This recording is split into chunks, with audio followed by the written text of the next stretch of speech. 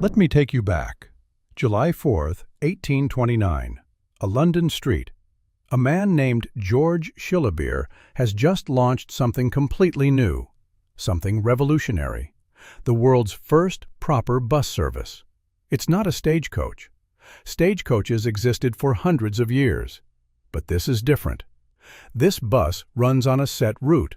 You don't need to book. You hail it anywhere along the street. It goes from Paddington to the Bank of England. The fare is 1 shilling. It carries 20 people inside. This single bus changed everything. It created modern public transport. Now fast forward 150 years. The year is 1979. London is completely different. The iconic red double-decker bus is everywhere. The Routemaster. It's become a symbol of London itself. You see it on postcards, in movies. It's instantly recognizable. And now jump forward another 50 years. Today, 2024. Those red buses are mostly gone. Electric buses, articulated buses, double-deckers that look completely different. London's transport has transformed again. Today we're going to travel 150 years through London's transport history. From horse-drawn carriages to electric buses. From luxury for the wealthy to mass transport for millions. From chaos and competition to organized systems. This is the story of how one city solved the most fundamental problem. How do you move millions of people efficiently? The answer took generations, and it changed the world. Let's go back to the beginning. George Shillibeer's 1829 bus was groundbreaking, but it wasn't alone for long. By 1832, there were 400 horse buses in London. 400. Owners saw an opportunity. They started competing, racing each other, fighting over passengers. It was chaos. There were no rules, no regulations. Buses would race through the streets at crazy speeds. Drivers pushing horses to exhaustion. People complained constantly. Letters to newspapers described the danger. But something interesting happened. The system started to work itself out. Operators realized there were only so many passengers, so they formed associations, rules, timetables. By the 1850s, London had organized bus services. The buses themselves evolved. They started with benches inside. Then someone had the clever idea of putting seats on the roof. The Great Exhibition of 1851 needed transport for thousands of visitors. So buses started loading people on top. Benches were added, ladders too. It became the standard. The double-decker was born. By the 1850s, there was one dominant company, the London General Omnibus Company, the LGOC. They owned most of London's buses. They controlled the system. The buses of this era had unique designs. The knife board was one popular style. It had a bench down the middle of the roof. Passengers sat back to back, facing outward, in the open air. If it rained, you got wet. But seats on the roof were cheaper, so people chose them. Inside was different, enclosed, protected from weather, but cramped. Benches on either side, passengers facing each other. A conductor collected fares. The whole system was amazingly efficient. By the 1890s, London had 2,000 horse buses, 25,000 horses.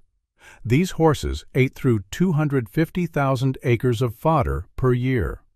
They produced 1,000 tons of dung on the roads every day. This was the problem. Horse manure made streets filthy. Crossing sweepers had jobs clearing paths for pedestrians. Dung carts came daily. The poor neighborhoods had massive dung heaps. The smell was overwhelming. The horses themselves suffered. They worked long hours, heavy loads. London was cold and wet. A horse's life expectancy was cut in half compared to working horses elsewhere. 500 horses died every week in London alone. Then came electricity. 1890. The electric tram appeared, running on rails, powered by overhead wires. This was revolutionary. The tram was larger than buses, cheaper to run. It could carry more people, and the working class could finally afford it. Horse buses were expensive. Middle class mainly used them. But trams? Trams were affordable for everyone. Working people could finally commute.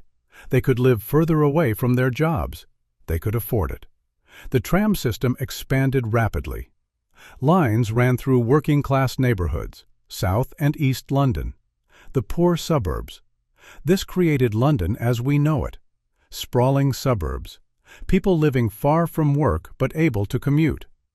By 1900, there were electric trams everywhere, running on fixed rails, reliable, punctual, organized. But buses didn't disappear. They adapted. Motor buses started appearing. The first petrol bus came in 1899. By 1910, there were as many motor buses as horse buses. By 1914, the last horse-drawn bus ran. August 4, 1914, between Peckham and Honor Oak Tavern. 185 years after George Shillibeer's first bus. The motor bus had advantages over trams. No tracks needed. Flexible routes. They could go anywhere in the city. The early motor buses were strange-looking, open air, like wooden boxes on wheels. Engines that were unreliable. They broke down constantly. But they improved. Designers got better. Bodybuilders created better designs. By the 1920s, motor buses were the dominant form of transport. In 1933, something important happened. London Transport was created. Before this, dozens of companies ran buses and trams. Different colors, different routes, different fares. Total chaos. London Transport unified everything. One company, one network, organized, coordinated. It was the beginning of modern public transit. They redesigned routes, standardized vehicles. By the 1930s, London had a modern transport network. Buses and trams working together, serving the entire city. Now we come to the legend. 1954. The Routemaster was designed. It didn't enter service until 1956, but when it did, it was something special. This wasn't just another bus. This was a bus designed specifically for London, by London Transport, by engineers who understood London's streets, its traffic, its needs. The Routemaster had an open rear platform. A conductor could stand there. Passengers could hop on and off, even while the bus was moving. It was efficient, revolutionary for the time. Inside, it was comfortable. The design was elegant, curved lines, smooth, not boxy like buses before it. It seated 64 people, 38 downstairs, 26 upstairs. There was a driver up front, a conductor in the back. They worked together. The conductor collected fares, operated the rear door, made announcements. The color was bright red, not by accident. The LGOC had switched to red in 1908. From then on, London buses were red. It became iconic, a symbol of London itself. Riding a Routemaster was an experience. The upper deck was open. Well, not completely open, but windows you could open, wind in your hair, views of London from above. It was actually pleasant. The stairs were ornate. They curved elegantly. The whole design was beautiful, function and form together. London Transport was proud of the Routemaster. It was a masterpiece, a work of engineering and design. Nearly 3,000 Routemasters were built between 1954 and 1968. They lasted decades. Some ran until 2005. 50 years of service, built to last. They became more than transport. They became a symbol, a cultural icon, featured in films, on postcards. They defined London for generations. The Routemaster represented something.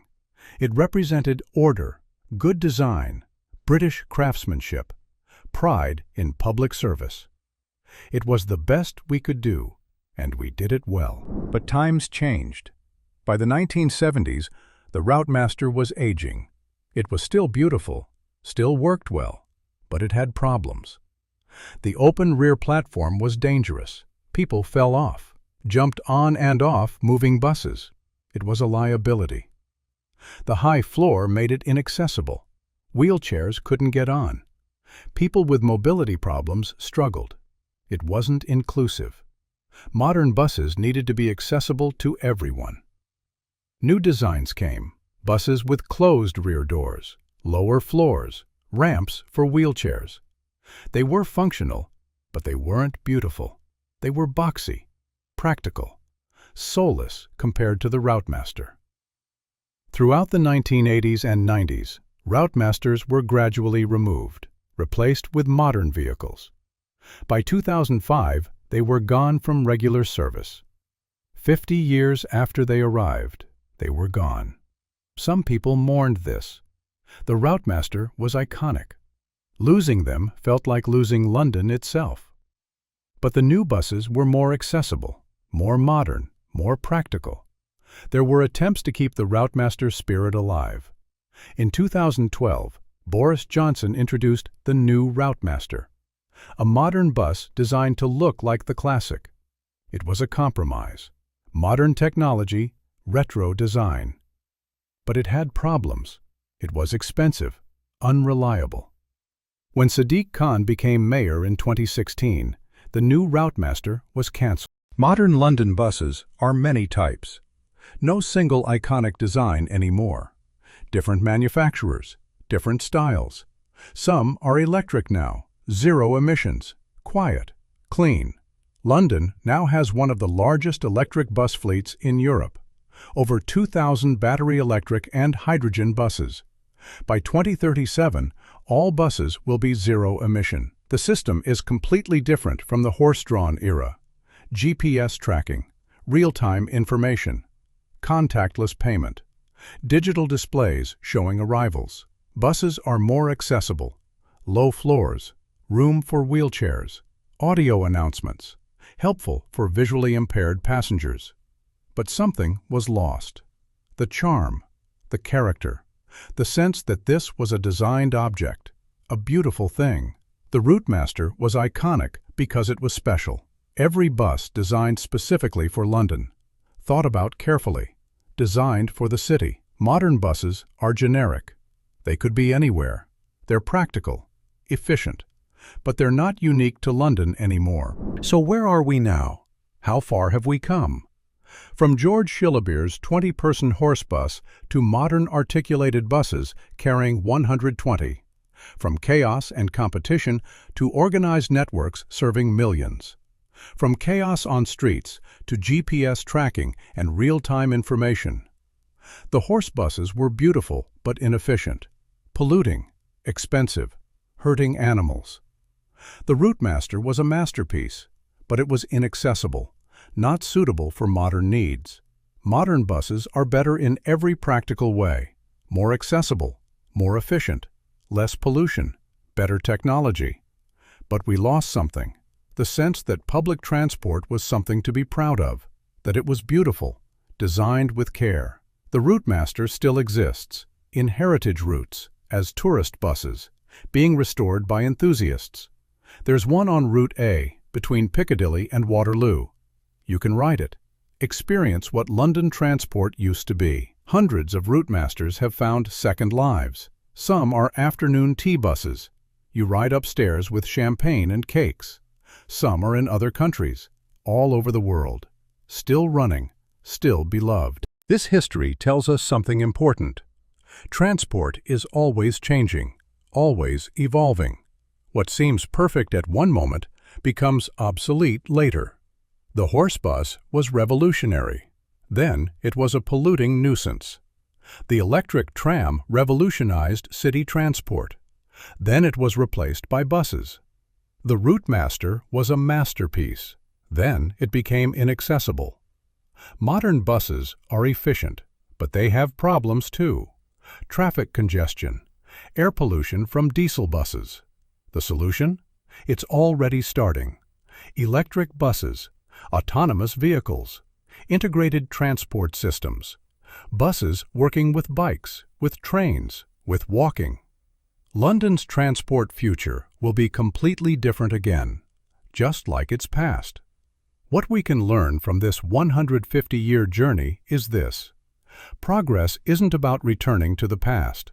The horse buses were beautiful but cruel to animals. The trams were wonderful but inflexible.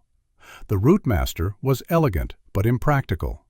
Progress is about balance, taking the best of the past, the care, the design, the beauty, and combining it with modern efficiency, modern accessibility, modern sustainability.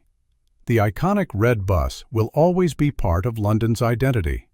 It represents a moment, a time when Britain was proud of its public services, when design mattered, when transport was something to celebrate. But that was then. This is now. And London's transport will keep changing, keep evolving. As long as there is a London, there will be buses. They just won't look like the Routemaster.